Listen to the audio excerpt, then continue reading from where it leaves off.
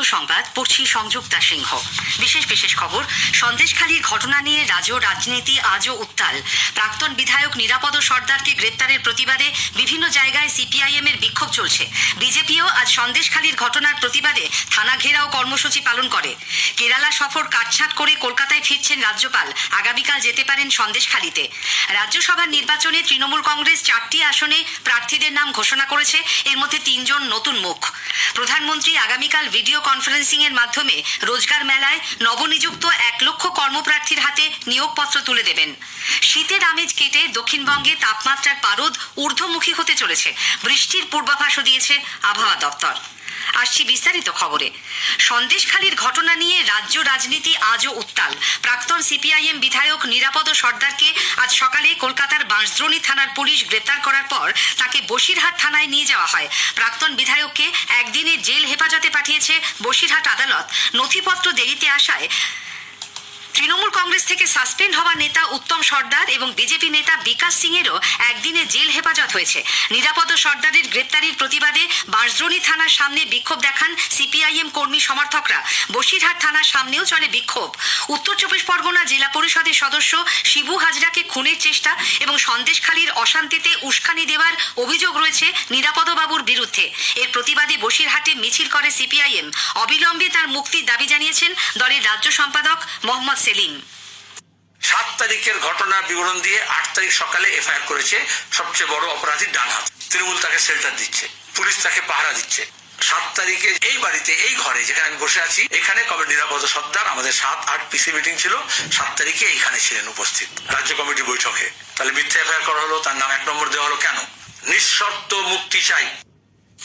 বিরোধীদের কণ্ঠরোধ করার চেষ্টা হচ্ছে বলে অভিযোগ করেছেন বিজেপির রাজ্য সভাপতি সাংসদ সুকান্ত মজুমদারও। আজ সকালে দিল্লি থেকে ফিরে কলকাতা বিমানবন্দরে সাংবাদিকদের মুখোমুখি হয়েছিলেন তিনি। দেখুন, সন্দেশখালির ঘটনা নিয়ে আমরা অত্যন্ত চিন্তিত এবং আমি 13 তারিখে ওখানে যাব। আমাদের বিধায়ক দল 12 তারিখে যাবে। আমরা রাজ্যপালের কাছেও আমাদের বিরোধী দলনেতার নেতৃত্বে বিধায়করা গেছেন। কিন্তু আপনারা জানেন যে রাজ্যপালের ক্ষমতাও সাংবিধানিকভাবে সীমিত। আসল কাজ করা রাজ্য সরকারকে করতে হবে। জনগণ তাদেরকে ভোট দিয়ে জিতিয়েছে, রাজ্যপালকে জেতায়নি। এদিকে 144 ধারা জারি থাকার কথা বলে বিজেপির মতো সিপিআইএম এর প্রতিনিধি দলকেও আজ সন্দেশখালি যেতে দেয়নি পুলিশ। ন্যাজাট ফেরিঘাটে আটকে দেওয়া হয় মীনাক্ষী মুখোপাধ্যায়, কনিনিকা ঘোষ সহ বাম নেতা নেত্রীদের।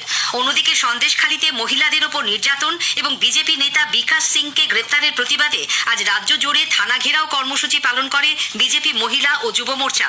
কলকাতার আমার স্ট্রিট, শ্যামপুকুর সহ বিভিন্ন থানার পাশাপাশি ডিসি নর্থের দপ্তরের সামনেও বিক্ষোভ দেখানো হয়। এতে সামিল হয়েছিলেন দলের উত্তর কলকাতা সাংগঠনের সভাপতি তমগ্ন ঘোষ, যুব মোর্চার রাজ্য সভাপতি ইন্দ্রনীল খাঁ প্রমুখ।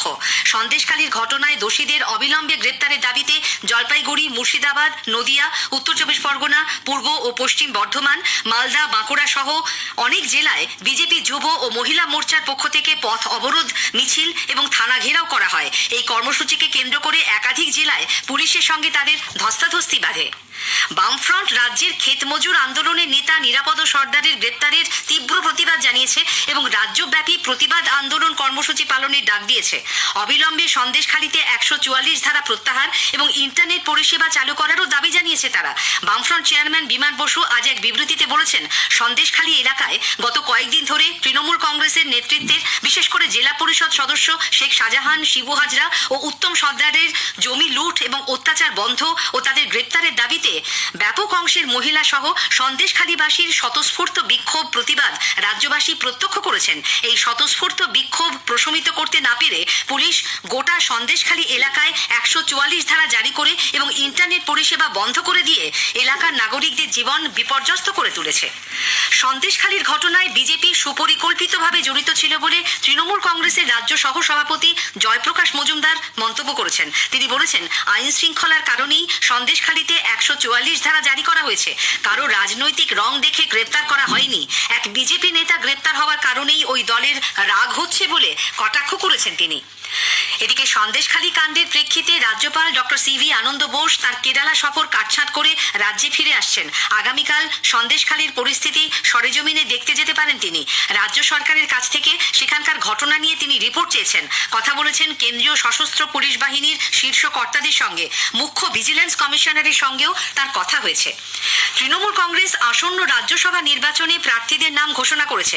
5টি আসনের মধ্যে 4টিতে প্রার্থী হয়েছেন সাংবাদিক সাগরিকা ঘোষ ও মোহাম্মদ নাদিমুল হক, প্রাক্তন সাংসদ সুস্মিতা দেব এবং মতুয়া মহাসংঘের সংঘাধিপতি মমতা বালা ঠাকুর। এদের মধ্যে নাদিমুল ছাড়া সকলেই নতুন মুখ। স্থানীয় সংবাদ শুনছেন আকাশবাণী কলকাতা কেন্দ্র থেকে। এখন বিজ্ঞাপন বিরতি।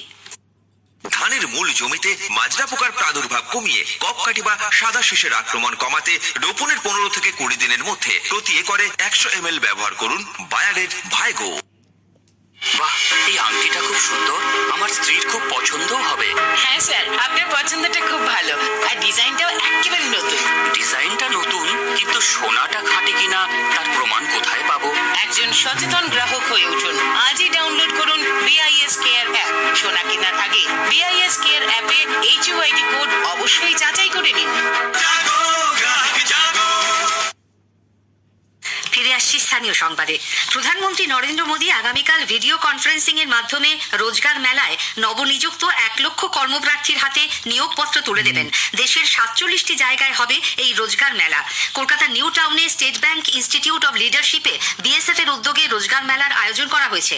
রেল, কয়লা ও খনি দপ্তরের প্রতিমন্ত্রী রাও সাহেব দাদারাও দানভে পাটিল চাকরি প্রার্থীদের হাতে নিয়োগপত্র তুলে দেবেন। কেন্দ্রীয় সশস্ত্র পুলিশ বাহিনীর কনস্টেবল জেনারেল ডিউটি পদে নিয়োগ পরীক্ষা এই প্রথম হিন্দি ও ইংরেজি ছাড়াও 13টি আঞ্চলিক ভাষায় নেওয়া হবে। এর মধ্যে বাংলাও রয়েছে। আগামী 20 ফেব্রুয়ারি থেকে 7 মার্চ পর্যন্ত দেশের 128টি শহরে প্রায় 48 লক্ষ কর্মপ্রার্থী এই পরীক্ষা দেবেন। দলীয় রাজনীতির ঊর্ধ্বে উঠে কেন্দ্রের বিভিন্ন প্রকল্পের সুবিধা রাজ্যের মানুষের কাছে পৌঁছে দেবার জন্য সামাজিক ন্যায় ও ক্ষমতায়ন দপ্তরের প্রতিমন্ত্রী রামদাস আথাওয়ালে মুখ্যমন্ত্রী মমতা ব্যানার্জির প্রতি আবেদন জানিয়েছেন। আজ কলকাতা প্রেস ক্লাবে সাংবাদিকদের তিনি বলেন, নরেন্দ্র মোদী সরকার গত 10 বছরে যেসব উন্নয়নমূলক প্রকল্প গ্রহণ করেছে তার সুফল পেয়েছে গ্রামের প্রান্তিক মানুষও। मेरी अपेक्षा ये है ममता दीदी को, भाई केंद्र का पैसा ये आपका भी पैसा है, केंद्र के पैसे में आपका भी हिस्सा होता है, तो जो योजनाएं केंद्र के उसको लागू करना चाहिए। मतभेद हो सकते हैं, लेकिन लोगों के फायदे के लिए केंद्र की योजनाओं का फायदा राज्य सरकार ने उठाना चाहिए। এন্টালির রামলীলা ময়দানে বিজেপির রাজনৈতিক কর্মসূচিতেও যোগ দেন শ্রী আথাওয়ালে। কলকাতার বেসরকারি হাসপাতালে চিকিৎসাধীন অভিনেতা মিঠুন চক্রবর্তীর শারীরিক অবস্থা স্থিতিশীল হলেও আরও কিছু পরীক্ষা নিরীক্ষার পরই তাকে ছাড়া হবে বলে হাসপাতালের মেডিকেল বুলেটিনে জানানো হয়েছে। আপাতত সম্পূর্ণ বিশ্রামে থাকার পরামর্শ দেওয়া হয়েছে প্রবীণ এই অভিনেতাকে। গত শনিবার শুটিং চলাকালীন অসুস্থ হয়ে পড়েন মিঠুন। সঙ্গে সঙ্গে তাকে বাইপাসের ধারে ওই হাসপাতালে ভর্তি করা হয়।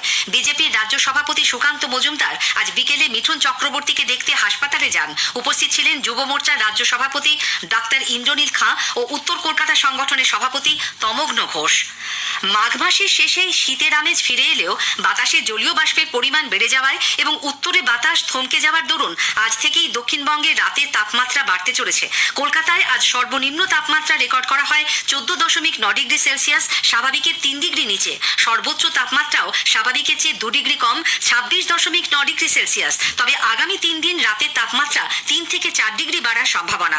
পশ্চিমী ঝঞ্ঝার প্রভাবে আগামী মঙ্গলবার হালকা বৃষ্টি হতে পারে পুরুলিয়া, বাঁকুড়া, পশ্চিম বর্ধমান ও বীরভূম জেলার 2-1 জায়গায়। সরস্বতী পুজোর দিন হালকা বৃষ্টির পূর্বাভাস রয়েছে পুরুলিয়া, ঝাড়গ্রাম, বাঁকুড়া, 2 বর্ধমান, বীরভূম, মুর্শিদাবাদ এবং নদিয়া জেলায়। বৃহস্পতিবার দক্ষিণবঙ্গের সব জেলাতেই এবং মালদাতেও হালকা বৃষ্টির সম্ভাবনা। তিরুবনন্তপুরমে রঞ্জি ট্রফি ক্রিকেটে কেরালা বাংলার সামনে ম্যাচ জয়ের জন্য 449 রানের লক্ষ্যমাত্রা রেখেছে। তৃতীয় দিনের শেষে বাংলা দ্বিতীয় ইনিংসে 2 উইকেটে 77 রান করেছে। অভিমন্যু ঈশ্বরম 33 রানে অপরাজিত আছেন। কল্যাণীতে ইস্টবেঙ্গল ও ভবানীপুর ক্লাবের মধ্যে 3 দিনের CAB লিগের ম্যাচ আজ অমীমাংসিতভাবে শেষ হয়েছে। খেলার সংক্ষিপ্ত ফলাফল ইস্টবেঙ্গল 278 ও 7 উইকেটে 100, ভবানীপুর 231। এই ম্যাচে ইস্টবেঙ্গল 6 এবং ভবানীপুর 4 পয়েন্ট পেয়েছে। শেষ করার আগে স্থানীয় সংবাদের বিশেষ অংশ আরেকবার। সন্দেশখালীর ঘটনা নিয়ে রাজ্য রাজনীতি আজও উত্তাল। প্রাক্তন বিধায়ক নিরাপদ সর্দারকে গ্রেপ্তারের প্রতিবাদে বিভিন্ন জায়গায় CPIM এর বিক্ষোভ চলছে। বিজেপিও আজ সন্দেশখালীর ঘটনার প্রতিবাদে থানা ঘেরাও কর্মসূচি পালন করে। কেরালা সফর কাটছাঁট করে কলকাতায় ফিরছেন রাজ্যপাল। আগামীকাল যেতে পারেন সন্দেশখালীতে। রাজ্যসভা নির্বাচনে তৃণমূল কংগ্রেস 4টি আসনে প্রার্থীদের নাম ঘোষণা করেছে। এর মধ্যে 3 জন নতুন মুখ। স্থানীয় সংবাদ শেষ হলো।